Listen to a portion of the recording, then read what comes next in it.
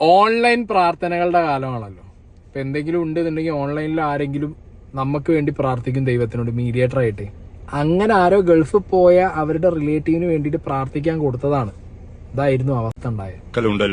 ഇവിടെ പേര് പറഞ്ഞ ജസ്റ്റിന് വേണ്ടി വിസിറ്റിംഗ് വിസയിൽ കടന്നുപോയി.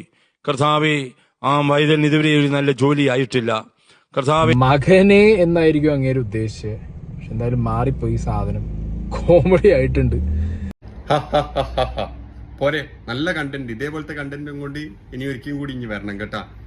ഇവിടെ അയാളോട് ഒരു വാക്ക് മാറി പോയിട്ടുണ്ടാവും. മനുഷ്യനല്ലേ, തെറ്റ് പറ്റിപ്പോവും.